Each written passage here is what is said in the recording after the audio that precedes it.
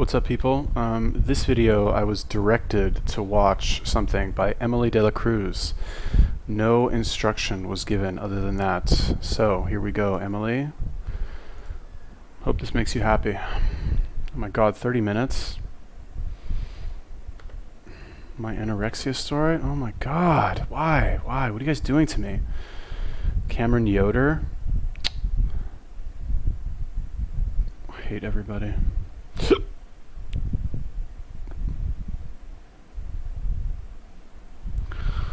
Oh, fuck. Alright, fine. Before we jump into anything, I do want to say that if you're watching this video, Yeah, so if anybody has any other suggestions of videos that you guys want to torture me by watching, let me know, leave me a comment. and you're in a tough spot mentally, or you're working through an eating disorder right now, this video has potential to be a trigger warning. Trigger warning is something to really play around with. So if you feel like you're not up to it, I'd encourage you to maybe come back later, watch this video at another time, or just put it off overall. Your mental health is my main concern. But if you are choosing to continue to watch this video, just want to say welcome. This video has the potential to be kind of long, so I'm actually going to put markers in the description if you want to jump around from spot to spot. But the purpose of this video is for me to shed some light on my story with anorexia. The goal of all of this is really to have more conversation around eating disorders, around anorexia, around mental health, because conversations like this are not happening. And I realized this a long time ago, and I'm sure that if you're watching this, you also feel that same thing. But I really do feel like 2019 is going to start kind of a mental health revolution of sorts, or just the people that are stepping into social media are going to start talking about it more. The best thing to do, the best thing that we all can do is talk about it to somebody. Even though it's hard, I know, man, just making this video super, super long. All that being said, let's talk about anorexia.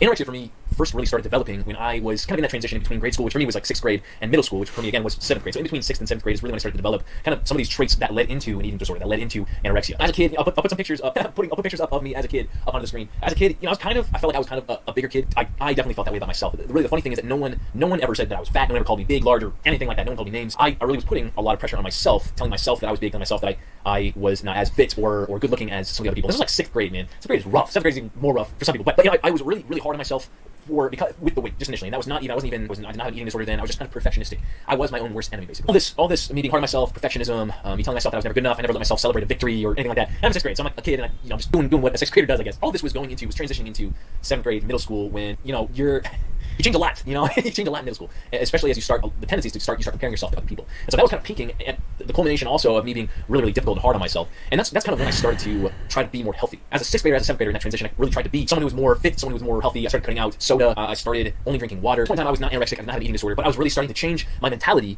around food and around how I saw myself. So that's where kind of body dysmorphia starts to come into play. I really started to go downhill, is what I would say. Again, the intention. I was a chubby kid. Was chubby. Did not like taking my shirt off anywhere under any circumstances, right? Would not do it. I used to go in the pool with my shirt on. I also started choosing healthier foods, started working out, started comparing myself to other people. Okay? Like, this is not a bad thing, people. It's not bad to be hard on yourself and call yourself a fat, disgusting pig, okay? If you actually change and you actually choose to do the right thing, that's really what it comes down to. It's just the problem is that people are scared to make the right choice, right? They're scared. Like, if you call yourself a fat, disgusting pig and that causes you to get in the gym, that's good, okay? I look at myself, even now, I look at myself in the mirror. I look better than 99.9% of people walking around on the fucking planet, okay? But I look at myself in the mirror now, I look at my problem areas, I'm like, that's not good enough. I need more. I need to be better, right? Do I need a therapist because of this? Do I need to like check myself into a clinic? No, I don't. Okay, I probably should. Probably a great career move for me at this point. Be like, the guy who talked shit about eating disorders checks himself into a clinic. And guess what? I'd get a ton of followers and a ton of quote unquote love from all these people who honestly what it really is, they just want to justify and rationalize their own lack of success. Be like, see, there's also guys who have this problem too. It's not only girls that like are emotionally weak, it's also guys. And this guy's, he's clear, I don't want to say he's like milking it, like, cause it's a hot topic now, but come on dog, like, anyway, whatever.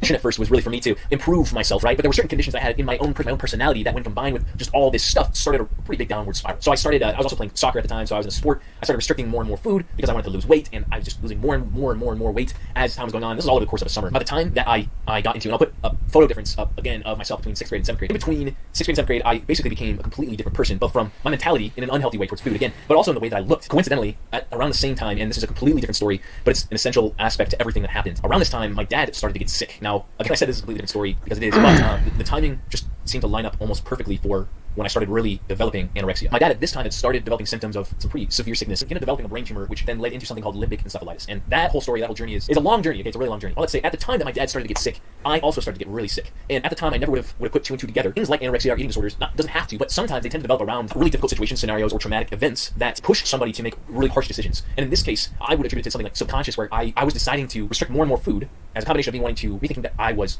larger than I actually was. And also, I was restricting calories in a way to control, as a sense of control. I wanted to control something because at the same time my dad was getting really, really sick. And but also, by the way, my dad is alive. He is very much alive, and he's doing well. He's killing it. At the time, it was just a perfect storm in a way. I was restricting calories anyway, but then seeing my dad get sick was really hard for me to handle. I didn't know how to handle it, especially as a kid, especially as a middle schooler, let alone. And so all that to say, I really started from that point on, seriously restricting calories. And really from that point on, again, I lost a lot of weight.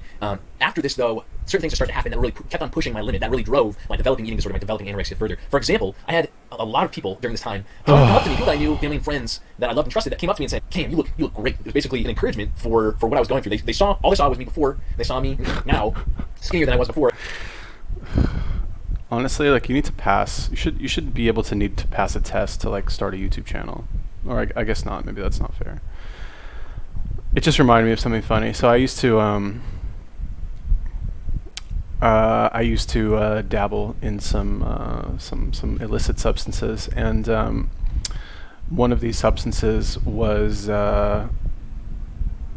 I used to take a bunch of Adderall with my friends, right? And we would stay up for like 3 days and like play video games, and it was not good. And you don't eat when you take it. So like by the end of it, and I was still working out during this time. I was still like, training, like obviously not during those 3 days, but like afterwards I was, was training. I was like, whatever, doing, I was living basically a healthy lifestyle. It's just every once in a while, every week or two, I would like go on these crazy like Adderall binges with my friends. And anytime I would go to the gym, because like in your mind, you're like, fuck, I haven't eaten in like 3 days. I've been just like abusing myself nonstop. Like, I know I'm going to go to the gym, right? So I would go to the gym, and every single time that I would see people there, everybody would be like, "Man, you look great. You look great." And I remember I was laughing about it one time with a friend of mine, because he, we would like do this together. And he would tell me that he'd go to work, and he'd be like, "Yeah, man, I went to work. My boss was like, 'You look great, man. You look great. What have you been doing?'" And I think what it really is people know you look like shit. Like they know you're actually like destroying yourself, but they don't want to say like, "Are you okay? Like you lost like 15 pounds since the last time I saw you. Like why is your skull like sucked into your head? But they don't say that. They want to say like opposite. Like, "Hey, you look great, man. Wow." Anyway, I just thought that was funny.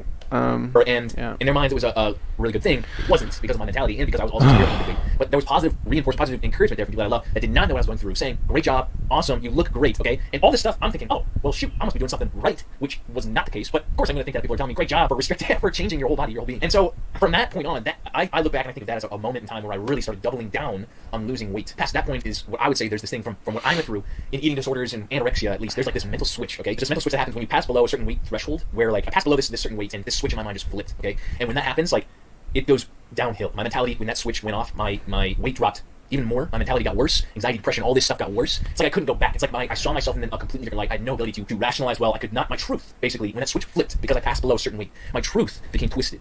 My sense of truth, what I believed was true, was wrong. And then from this point on, really, I started developing heavy traits of anorexia. Like, I started memorizing calories. I started really keeping track of my weight obsessively. And again, all this is like 7th grade, right? I remember memorizing the number of calories in food and being proud of it, right? So I have a brother, and him and I were having a discussion about spaghetti for some reason. I don't know. I literally remember debating the number of calories that were in like half a cup of spaghetti with my brother. A half a cup of spaghetti with marinara sauce, all right? And I knew the number of calories that were in half a cup of spaghetti with marinara sauce, which is ridiculous, because I went to a website and I looked up all the foods that I ate and memorized all those calorie counts, and I obsessed over those amounts. During this time, really, I was getting really close to peak anorexia. Again, this is like 13 years old. I remember during this time, I would get really anxious going into restaurants because there were so many options available, right? And I would get anxious because I'd be overwhelmed from all the options, and I wouldn't know which one to choose, because in my mind, I needed to choose the one that was the healthiest, or that had the least number of calories, or the least fat, or whatever it was. And at this point in time, there was no rationale going on in my mind. Like, there was no reason for what I was doing. The reasoning still was to like get skinnier, or to get better, that I wasn't good enough. But at this point in time, it was really a habit. It was a habit to do all these things, and there was no going back. There was no telling me to stop. Like, I wasn't going to just stop doing it. I had these rules that I developed in my head. All these rules were like, all fats, like protein, fats, carbs, all fats are bad, things like that. So I wouldn't eat fat. I would come up with excuses not to eat, saying things like I'm just a snacker, or like, God, I'm so lucky that like okay, so my mom used to work out at Gold's Gym in Venice, right? Back like when like Arnold and like all the big guys used to work out there. she knew the owner. Both my parents knew the owners of like Gold's Gym, and, like a couple, like Hollywood, West Hollywood, Venice, and like one more, I think, maybe like one in the Valley or something. So they would like go work out there all the time. And I had like Arnold Schwarzenegger's books like in my house, like all these old bodybuilding books, and I would look at them as a little kid, and I guess I just assumed it was like common knowledge that like you need to eat like actual food, like first of all, like having muscles is a good look. That's like the ideal look. I guess I just took that for granted that I knew that as a kid. That's number one, and number two, that you need to like eat the right food, meat, hello, in order to look like that, right? So I guess this never occurred to this kid to do those things. Like I guess that could have been me, maybe, if like I didn't have those influences growing up. Because like I would go when I was a kid, I would go to the gym with my mom. You know, if I was like what, 5 years old or something, my mom goes to the gym. She put me in like the little daycare center, you know, and so I was in the gym. I wasn't working out, obviously, at 5 years old, but like I was in there. Sometimes I'd like wander around on the gym floor, like, you know, because I like wanted $1 from my mom to like buy a piece of candy or something, whatever. I don't even know. But like, I guess honestly, some people are just so lost. Like, dog, you have access to the internet, you know, like you can Google anything you want. Like, do you actually think this, like the skeleton look is good? Like, I don't understand the point of this story. Like, why do you want to tell people how you failed? Why do you want to tell people the wrong way to do things? You know what I mean? What's that doing? I mean, fine. You like, okay, you want to obviously get views, right? I should make up a story like this. I should be like how I beat orthorexia, and I'll just like tell my natural story, but I'll give it like a negative connotation. I'll be like, I used to be fat. I used to feel bad about how I looked. Then I started going to the gym and eating healthy, but it really came from a bad place. I used to think I was still fat even when I was ripped, and now I still do. And I make these videos saying bad things about people with eating disorders, but I'm just secretly covering up my pain.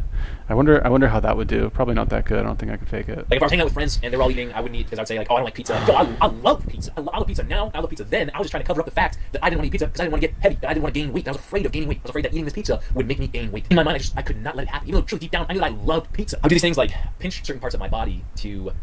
Basically, I was telling myself in my mind that if I would pinch a certain part of my body and it didn't pinch as much, then that was a good thing because I was losing weight. And I would do all these things like basically just tests in my mind that affirmed that I was like doing the right thing. That I was losing weight, and obviously equating losing weight to getting better, to being what I wanted to be. And these rules were none of this was like from anything that anybody told me or a doctor or anything like that. It was just rules that I made up in my head of what I should do. And as time went on, and as I started just like playing with these rules more and more and more, it became what I would follow to let me know whether I was on a good track, which was losing more weight, which was not actually a good track, or not. Really.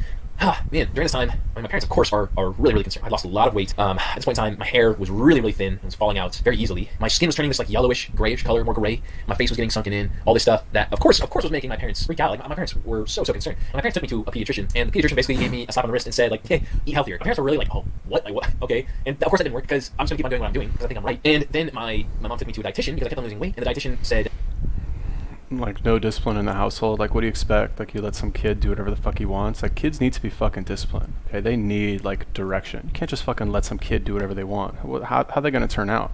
Kids don't fucking know shit, okay? They're stupid, all right? They just do what feels good. They're like little primal creatures, you know what I mean?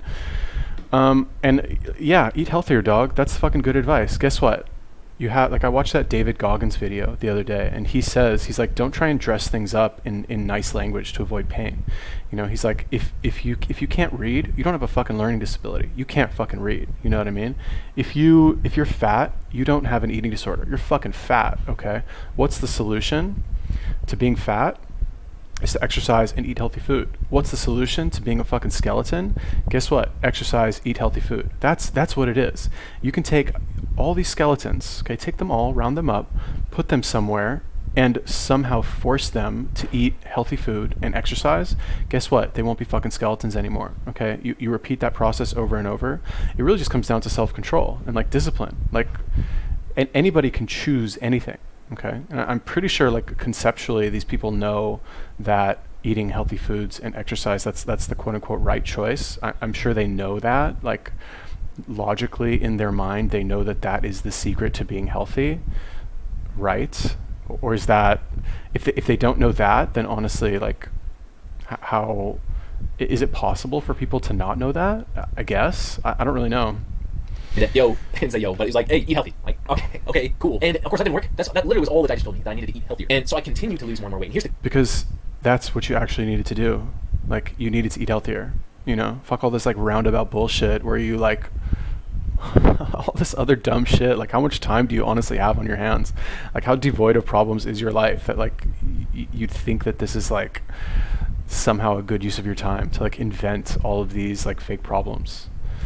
The kicker, both of these people had assured my parents that I was within the right BMI range, body mass index. This scale is bogus, literally. According to this scale, the BMI scale, I was within a healthy weight range. And because of that, I was kind of written off as healthy. They just said, hey, he's in the BMI range, he's within a healthy BMI range of a grown boy, so he's fine. And like, that was that. I used that really against my parents, saying like, hey, parent, mom, dad, see, the doctor said I was okay, when I clearly was not. I just like, it was downhill from there. I continued to lose more and more weight. During this time, I just felt like a zombie, man. Like, I couldn't process, I couldn't think. I had trouble doing anything. Like, I couldn't do physical activity because I had no energy to do that. I just remember feeling like a zombie. During this time, I was a 13-year-old guy, and I just felt like the most alone person in the world, the most isolated, alone person. I was always cold, I was depressed, sad, emotional, anxious, like all this stuff. I just kept on going because it's all that I knew at that point in time. And I felt like I was right. I felt like I was doing a good thing. I felt like I was doing the right thing. And my sense of truth was obviously just like completely twisted. And so my parents ultimately ended up taking me to another practitioner who did more tests on me. Long story short, they saw that my body was in just a terrible, terrible condition. And I remember this practitioner telling my parents and I, like, you gotta go to this other hospital and you can't stop. You can't stop on the way, because if you do, you need to go straight there, and he needs to get checked out. I went to the hospital, and that is when I was truly tested, checked out. That is when I was officially diagnosed with anorexia, and that is when the fight to recovery ultimately started. I say fight because it truly was a fight. I fought against every single thing that happened after that until I was in recovery mode. Like, there was a period of time after I was diagnosed with anorexia and before I was in recovery where it was my counselors, my dietitians, and my physician's goal, and my parents' goal to get me back up to that weight threshold, my body weight threshold, so that mental switch in my brain could flip, and after that point in time, then I'd be able to be in recovery, right? And I say that mental switch because, like, that mental switch is so true. My counselor talked to my parents and I about that switch, and my parents didn't believe them. And of course, I didn't know what to think. I was just basically fought against everything they were saying. But it was so true that mental switch is such a reality, going down and going back up. During this period of time, every single thing that I ate had to be watched, because I would literally just lie to my parents' face. I would lie to whoever was asking about what I was eating. I would just straight up lie because I didn't want to gain weight. I didn't want to do that because it was against every single truth that I had been living for the past year. I fought against everyone and I fought against everything. Gosh, like I could not be rational with. Like, you couldn't talk to me. Oh my god, homie, like, this video could have been 5 minutes. I had to fight against all of the lies that I had been telling myself for the past number of years. I had to fight against all the lies I was telling myself right then and there. I had to fight against lies about food, weight, health, nutrition, like all these things. When I first started working in sales in kiosks, I sold skincare, right? And the way that it worked back then, it's a little bit different now, but back then, like, you would start off and they would teach you how to sell what's called a nail kit, right? The nail kit, you guys might have seen this if you've been to a mall in the past 20 years, but the nail kit is basically like it's a buffer, right? Like the little like rectangular buffer thing. It makes your nails like super shiny, right? So they teach you how to sell the nail kit. It's like a fast, quick item, sell it for like 40, 50 bucks, and it's a good way to kind of determine like, get a little bit of money in the register and determine like how much money people have, like how easy they are to sell to, essentially. So when I first started working at this job, I was brand new. I had no idea what I was doing, obviously. And I was working with my manager one day, and she's like watching, observing, giving me tips here and there. And at one point she said to me, she's like, dude, you talk way too much. Like what you say in like 10 sentences, like say it in one sentence. You know what I mean? And I want to say that to this guy here. Like I find this is like catharsis, like talking about yourself. Who doesn't like talking about yourself? But like, I fought for this, I fought for that, I fought so much that this happened, and then I fought about this, and then fought about this. And it's like, oh my god, I fucking skipped ahead 3 minutes, still talking about it. Emily, you're a bad person. Why'd you make me watch this? Why? Things that I had built up in my mind as true, they weren't true. They were just lies that I was telling myself. Those were all the things I had to fight against internally. And I had some great people helping me to contribute, to start towards that recovery process, to start towards getting better, because I finally understood what regressed. Literally, I went back, I fell back into it, okay? And I'm gonna make a separate video about my experience, which again really flipped again, okay? A third time. I was so. All right, I've seen enough. I'm sorry, but like, look, people, let's put this to rest, please. Like, please, let's put it to rest, okay? If you want, let's say you want, I don't know, you want a house. You can build a house. Let's say you want to build a house, okay? How do you build a house? You go through all the steps necessary to build a house, okay? You don't need to like go to therapy to like trick yourself into wanting to build a house. You fucking go, you get the bricks, you lay the foundation, you get the fucking wood, you make the walls, you put the roof on, and that's it. Then you have a house, okay? if you want to, I don't know, you want to fucking, I'm trying to think of a non-health related example. You want to make, you want to get a job in, you want a college degree, okay? What do? You go to college, okay? You take all the classes, you pass all the tests, and then after 4 years, you have a college degree. Okay, you don't need to like trick yourself into wanting to go to college. You just fucking go. Do you understand? All right? If you want to, I don't know, write a book, okay? You want to write a book. Guess what you do? You sit down at your fucking computer or with your pen and pencil and you write down words until you have enough words to make a book. That's it, okay? That is all right? That's all you have to do. You don't like that? You want to go to therapy and like have your mommy and daddy like tell you it's okay that you look like a skeleton or that you look like a whale because you're choosing to avoid the work necessary to get what you claim to want. But let's be real, you don't actually want that. Like all you really want is just attention from people who might not be paying attention to you. And you have nothing else going on in your life that like you feel the need to draw significance from this like illness or something. Man, woman, doesn't really matter. It's just the difference is that men normally have a lot more going on in their lives that they need to focus on, that they can't afford to look like skeletons because we got shit to do. Okay, we got to go to work, we got to make money, we got to actually make it in the world, not just fucking sit around and like do our makeup and like look pretty for some guy to come and talk to us. No offense, ladies, I'm sorry, I'm really sorry, but like that's the difference between men and women. You know, why don't you ladies try acting like a man? It's not fun. It's not like a pleasant life experience. It's a fucking war. You're in competition with men all the time, like direct competition. Okay, it's not easy. Whatever, doesn't matter. That's how it is. You know, I don't sit and cry about it. I don't go to my therapist and be like, I don't want to work. What disorder do I have? I have not wanting to work syndrome. Like, oh, boo-hoo, mom, please give me a hug. You know what I mean? It's like, look, you want to be healthy? Here's what you do. You eat healthy foods and you fucking go to the gym. That's it. That's all you got to do. You guys don't like to hear that, all you eating disorder people out there, because it's too simple for you, right? You have to make it more complicated. Otherwise, you have no justification. You have no excuse for being a fucking loser, straight up. Like, sorry. Like, you have to go through this super long, complicated, roundabout process to maybe possibly arrive at your, like, solution in the future while still holding on to your like diseased mental state in some way, so that if you're maybe like feeling a little bit lonely, oh my god, I relapsed, or oh my god, now I like wrote a book about it, now I can travel and talk and do like speaking engagements to other sick, lazy, lonely people who just essentially don't have the like the strength of character, sorry, to get off their asses and fucking do the like right thing when it comes to getting what they want, which again, eat healthy foods, meat and eggs, because that's not clear, and exercise, resistance training. Homie looks pretty fit now, but like, dog, I can't get through 29 minutes of your fucking shit to like listen to how you beat it. Like, let me guess. I'm gonna guess. Okay, I don't even need to watch the video. I'm gonna guess. Here's what you did. You started eating healthy foods and working out. Something like that. Is that how you beat it? Maybe. Yeah. Anyway, Emily. Listen, Emily, nobody bats 1,000. I think you sent me a video before. It was pretty good. This one, not good. I mean, whatever. I didn't like it, but hey, I got an interesting piece of content out of it. So if you guys have any other recommendations for videos or YouTubers you want me to take a look at, let me know. Leave me a comment. Peace.